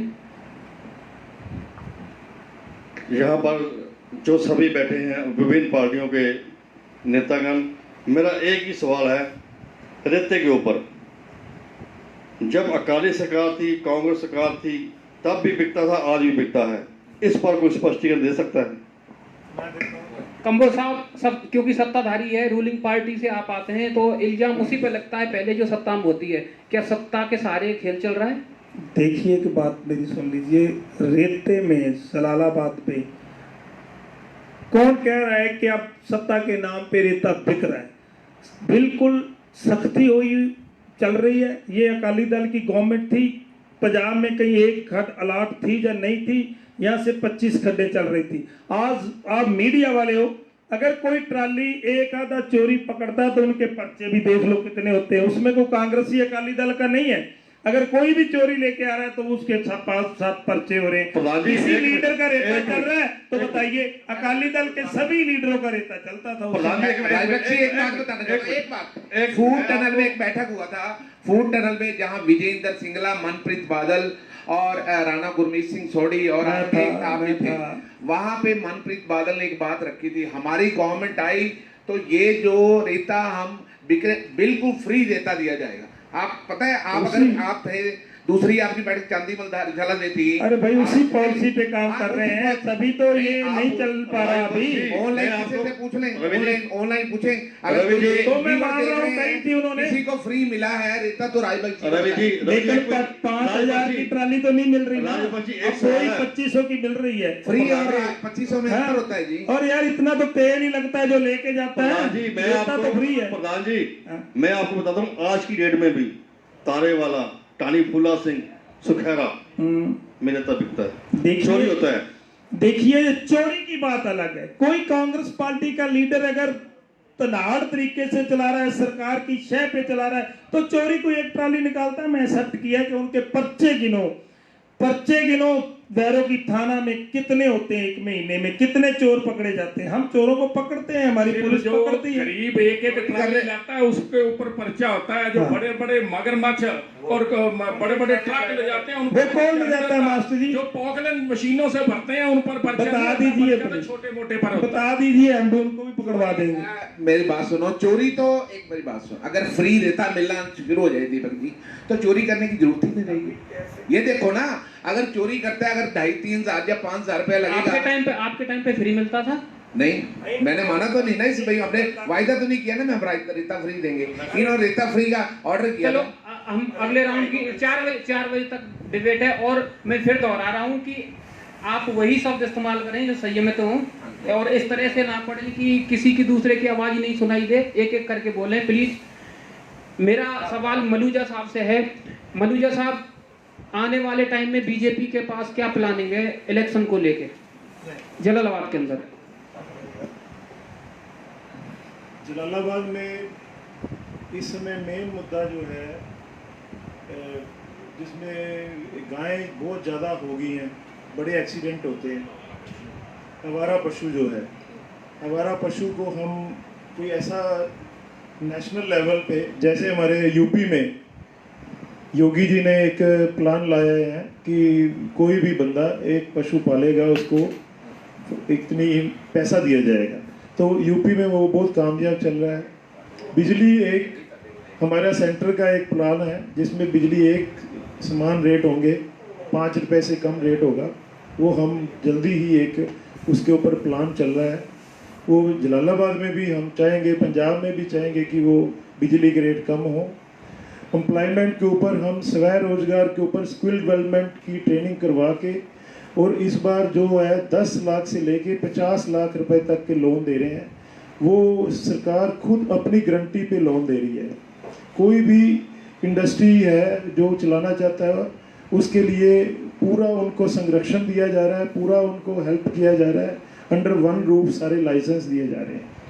और भी जो इंडस्ट्री के रिलेटेड रिफॉर्म्स हैं वो आपने देखा ही है, जीएसटी जैसे आया, किसी की हिम्मत नहीं थी, 17 टैक्सों को ख़त्म करके वो एक जीएसटी बनाया गया। 17 जगह पे जाकर रिटर्न फाइल करने की ज़रूरत नहीं है, एक रिटर्न फाइल होती है। इंस्पेक्टरी राज को हमने ख़त्म किया। आज किसी दुकान पे कोई इनकम टैक्स वाला, कोई सेल टैक्स वाला नहीं आता। पहले हर बंदा पैसे अर्निंग करने के लिए, उगराई करने के लिए ऑफिसर आते थे। तो ऐसे रिफॉर्म चल रहे हैं, चलते रहेंगे। और जलालाबाद में हमने काफ़ी डेवलपमेंट सुखबीर बादल जी के साथ हमने करवाई है। आगे भी हमारे काफ़ी सारे प्लान थे, जैसे कई जगह पे पानी रुक जाता है, वो हम इनसे उम्मीद करते थे, लेकिन 4 साल इन्होंने कुछ किया नहीं है, वो उम्मीद खत्म हो गई है। राजबख्श कंबोज जी, माइक ले लें। राजबख्श कंबोज जी, एक बेसिक सवाल है, बहुत ही अभी पिछले कुछ दिनों पहले तूफान आया जिससे यहाँ के सेलर्स को काफ़ी नुकसान हुआ, मास्टर जी के भी नुकसान हुआ। बादल साहब आए उस मामले में, उन्होंने इल्ज़ाम भी लगाए कि गवर्नमेंट को कुछ न कुछ करना चाहिए। आपकी गवर्नमेंट ने इसको कितना सीरियसली लिया है, और क्योंकि आपके शहर के लोगों का नुकसान हुआ है, इस पर आप क्या कहेंगे? देखिए, ये बहुत मंदभागी घटना थी। जिनों का भी नुकसान हुआ है सब हमारे भाई हैं, व्यापारी हैं। वो हमारे देश की, हमारे शहर की मंडी की पूरी इकोनॉमी की रीढ़ की हड्डी है हमारी ये शैलर इंडस्ट्री। तो पहले भी थोड़ा वो नुकसान में चल रहे थे। उस दिन नुकसान हुआ, मैं भी गया था, कुछ शैलरों पे मैं जा पाया, मिल के भी आया मैं कुछ भाइयों से। तो रविंदर आबला जी ने भी, उनके बड़े भाई स्वीटी आबला जी भी आए, एसडीएम साहब को भी बुलाया, और हमने भी पुरजोर रिक्वेस्ट की है एसडीएम को भी इनकी रिपोर्ट बना के गवर्नमेंट को भेजो।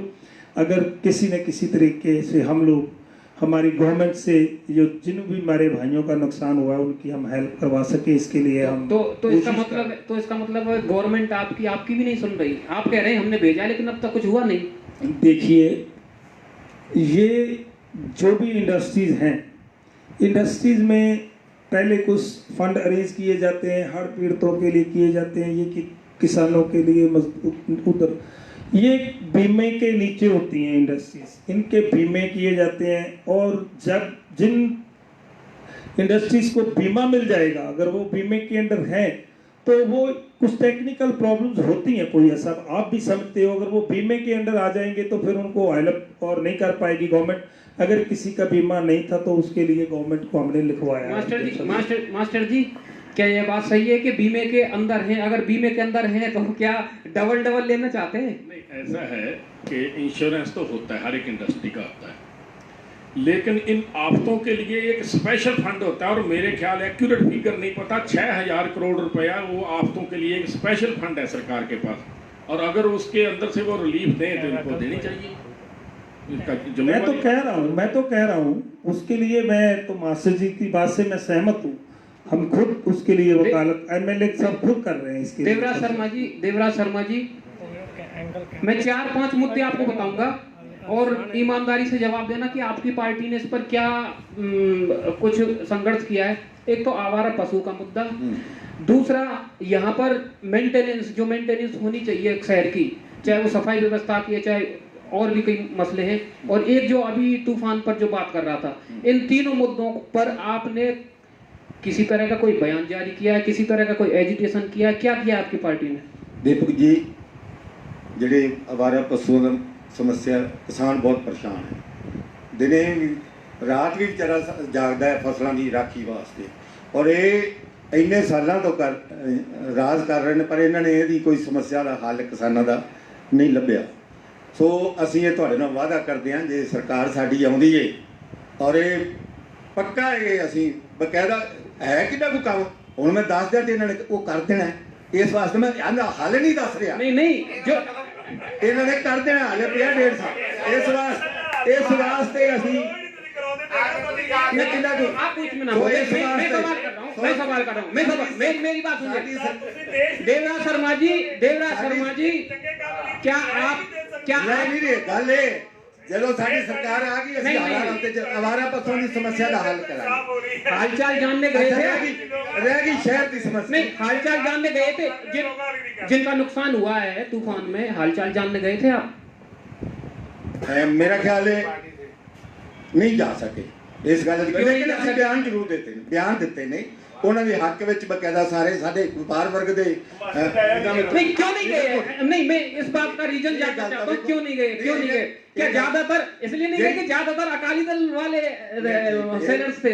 नहीं बिल्कुल इस गल च बिल्कुल ਅਸੀਂ ਜਿਹੜੀ ਗੱਲ ਸੱਚਾਈ ਹੈ नहीं जा सके इस गल च कोई शक नहीं लेकिन जाना चाहिए बिल्कुल ਅਸੀਂ ਜਾਵਾਂਗੇ ਚਲੇ ਜਾਵਾਂਗੇ ਕੋਈ ਭਈਆ ਸਾਹਿਬ ਤੁਸੀਂ ਇੱਕ ਸਵਾਲ ਪੁੱਛ ਰਹੇ ਹੋ ਵਾਰ-ਵਾਰ ਇਹਨਾਂ ਨੂੰ। ਇਹ ਇੱਕ ਪੰਜਾਬੀ ਦੀ ਇੱਕ ਕਹਾਵਤ ਹੈ ਕਿ ਕਣਕ ਖੇਤ ਕੁੜੀ ਪੇਟ ਆ ਜਵਾਈਆ ਮੰਡੇ ਖਾ। ਇਹਨਾਂ ਦਾ ਕੋਈ ਰਾਜ ਆਵੇਗਾ, ਕੋਈ ਕਰਨਗੇ ਰਾਜ ਇਹਨਾਂ ਦਾ ਆਉਣਾ ਹੈ ਕਿ ਸੁਣੋ ਆਪੇ ਹੀ ਲੜ ਪੈਣਾ ਇਹਨਾਂ ਇੱਕ ਮੇਰੀ ਛੱਡੀ ਬਲਿੰਦਰ ਜੀ ਤੁਸੀਂ 25 ਸਾਲ ਰਾਜ ਕਰਨ ਦਾ ਵਾਅਦਾ ਕੀਤਾ ਸੀ ਕਿੱਥੇ ਵਿਪਕਸ਼ ਚ ਵੀ ਨਹੀਂ ਬੈਠੇ 12-13 ਹੀ ਐਮਐਲਏ ਨੇ ਸਾਡੇ ਤਾਂ 22 ਨੇ ਪਰ ਤੁਹਾਡੇ ਨਾਲ ਮੇਰਾ ਵਾਅਦਾ ਰਹਿ ਗਿਆ 22 ਚ ਲੋਕ ਜਿਹੜੇ ਨੇ ਉਹ ਬਕਾਇਦਾ ਜਿਹੜਾ ਹੈ ਆਮ ਆਦਮੀ ਪਾर्टी सरकार आएगी और ਜਿਹੜੀ ਸਾਰੀਆਂ ਸਮੱਸਿਆਵਾਂ ਨੇ ਅਸੀਂ ਉਹਦੀ ਬਕਾਇਦਾ रवि कुक्कड़ जी से मेरा एक सवाल है, रवि कुक्कड़ जी से मेरा एक सवाल अच्छा ਤੁਸੀਂ ਇਹ ਲੋਕ ਜਿਹੜੇ ਨਾ ਵਾਅਦੇ ਕਰਦੇ ਆ ਬੈਠੇ ਨੇ ਪੁੱਛੋ ਮੂੰਹ ਤੇ ਇਹ ਕਹਿੰਦੇ ਸਾਡੀ ਉਹ ਕਹਿੰਦੇ नहीं प्लीज मेरा रवि कुक्कड़ जी से सवाल है। रवि कुक्कड़ जी अब ये नया सवाल है, फिर हम जानेंगे इनसे ही, आपके बगल में बैठे। जो राशन पानी आया है कोविड में,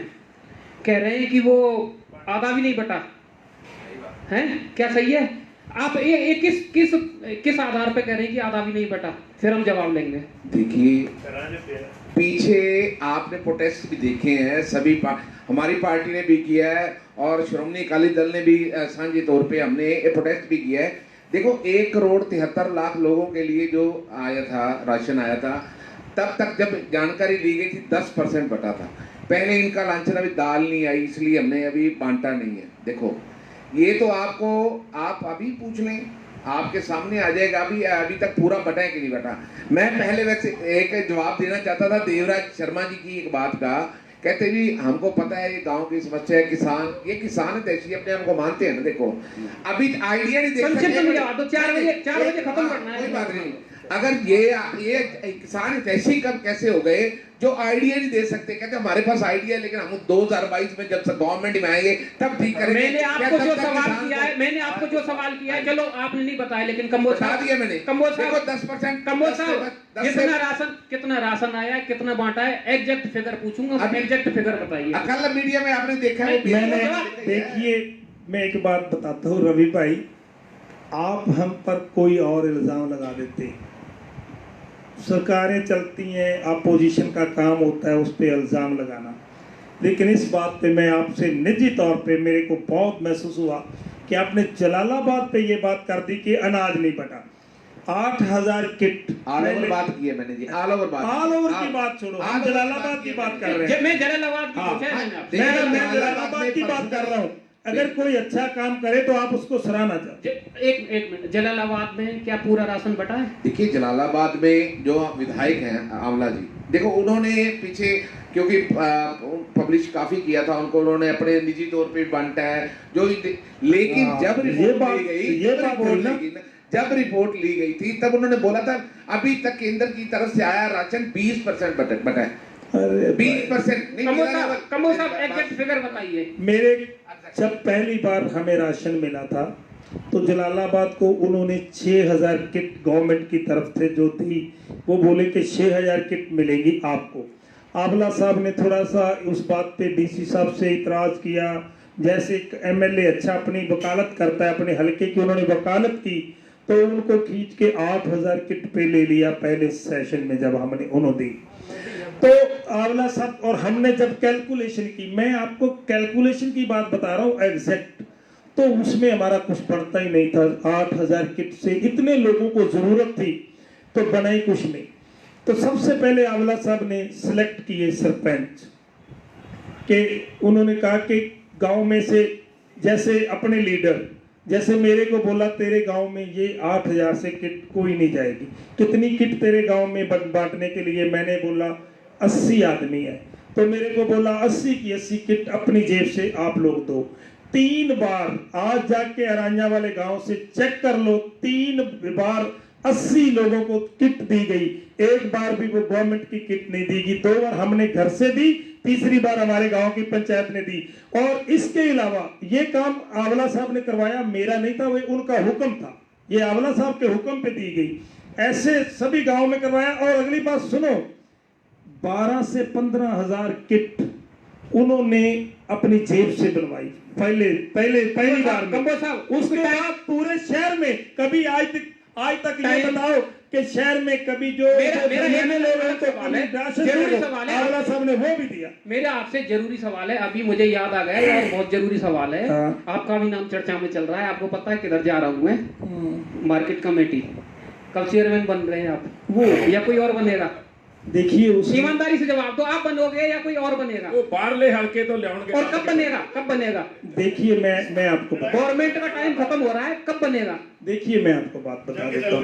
वो ये जो आपने सवाल किया है, ये टोटल का टोटल एमएलए साहब की डिस्क्रिशनरी पावर है, और जो उनको अच्छा लगेगा, जो उन्होंने पार्टी में जिसको मांगना हर का हक होता है, मेरा भी है और कांग्रेस पार्टी के मेरे और भी भाई हैं जो हम मेरे साथ रहते हैं, उन्होंने भी काम किया, सभी अपना अपना हक मांग रहे होंगे। लेकिन जो एमएलए साहब को अच्छा लगेगा वो काम कर रहा है, वो उनको बना देंगे। मेरे मैं इसका जवाब मास्टर जी की मुस्कान की वजह से मैं उनको सवाल पूछ रहा हूँ। मास्टर जी आप बताओ कौन बनेगा? ऐसा है कि जितनी इनकी लड़ाई है, तो मेरे को ऐसा लग रहा है कि जैसे एमएलए का कैंडिडेट बाहर से पकड़ के लाए, तो ये भी गुरु सा या फाइल से कैंडिडेट आएगा मार्केट कमेटी का चेयरमैन।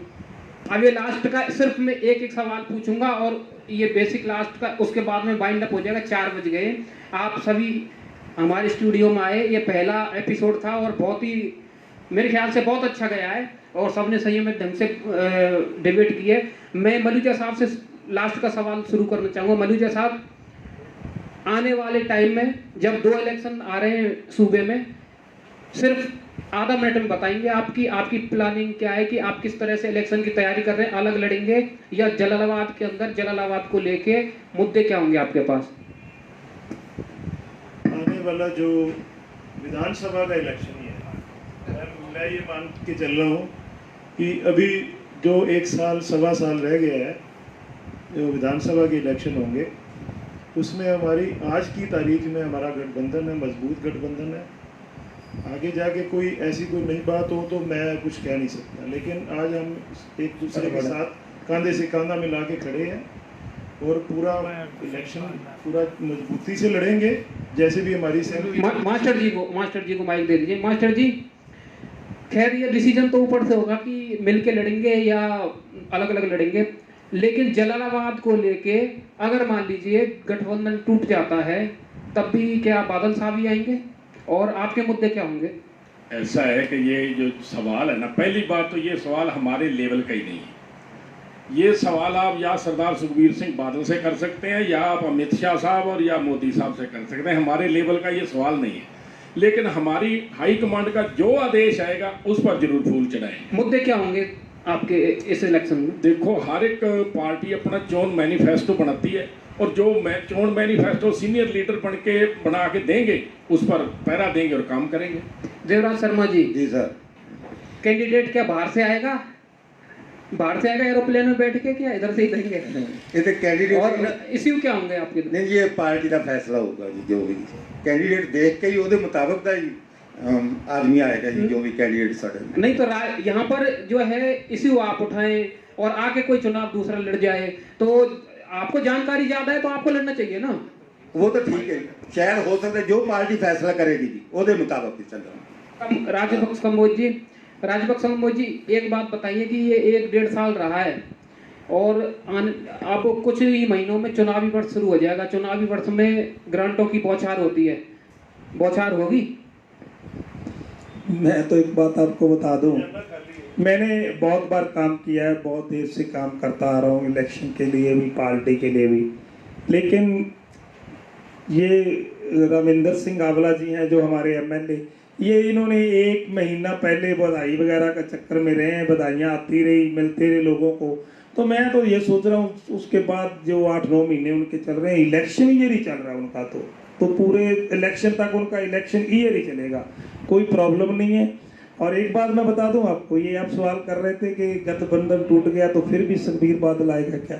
ये गठबंधन रहा तब भी सुखबीर बादल जी यहाँ नहीं आएंगे इलेक्शन लड़ने के लिए, मैं बता देता हूँ आपको। ये कांग्रेस पार्टी के लिए लोगों का इतना जलवा हो जाएगा कि वो नहीं आएंगे। रवि कुक्कड़ जी, लास्ट में आपसे यही पूछना चाहूँगा कि बीजेपी जलालाबाद में है या नहीं, सिर्फ अकाली दल ही है क्या, और आने वाले टाइम में आप कुछ ऐसा करेंगे जिससे कि लोगों को अलग लगे कि हाँ बीजेपी भी कुछ कर रही है?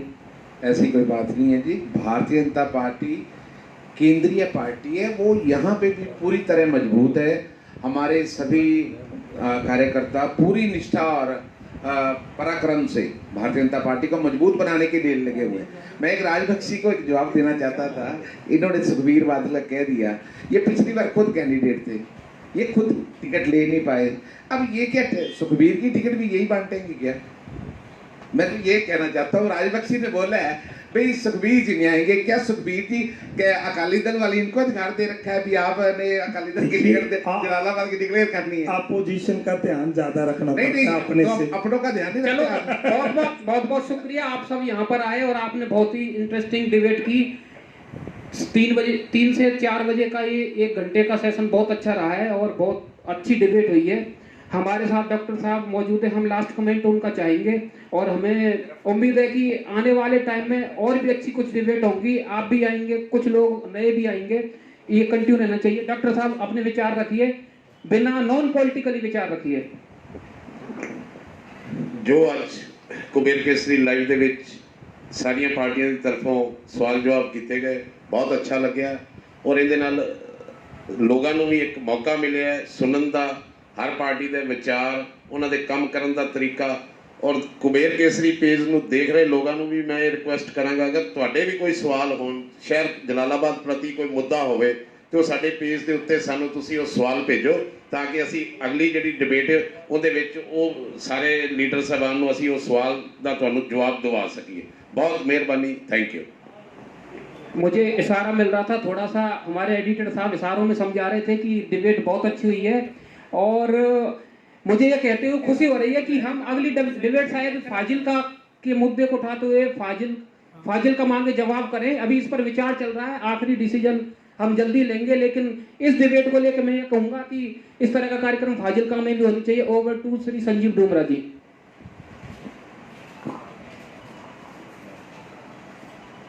आज का जो कुबेर केसरी द्वारा आयोजित जलालाबाद मांगे जवाब के तहत ऑर्गेनाइजर डॉक्टर विमल खन्ना जी और होस्ट मिस्टर दीपक पोया जी ने बखूबी निभाया। और आज जो हमारे यहाँ पर उपस्थित विभिन्न पार्टियों के नेतागण, कांग्रेस की ओर से राजपक्ष कंबोज जी, आम आदमी पार्टी की ओर से देवराज शर्मा जी, अकाली दल बादल की ओर से मास्टर बलविंदर सिंह गुराया जी, भारतीय जनता पार्टी की ओर से मिस्टर संदीप मलूजा जी और मिस्टर रवि कुक्कड़ जी, तो मैं सभी का आभार व्यक्त करता हूं जिन्होंने कुबेर केसरी लाइव में अपना अमूल्य समय दिया। और पोया जी बोल रहे थे कि फरमाइश आ रही है कि फाजिलका मांगे जवाब, तो हमारा जो नेक्स्ट सैटरडे होगा वो फाजिलका मांगे जवाब में फाजिलका में होगा, जिसके ऑर्गेनाइजर डॉक्टर विमल खन्ना जी होंगे और वहाँ के जो प्रबंधक हैं mister Ashok Amra ji, bureau chief Fazilka and incharge Fazilka office. Jalalabad से अतुल हुजा पास मैदान के साथ मैं सी दुमड़ा, कुबेर केसरी, जलालाबाद।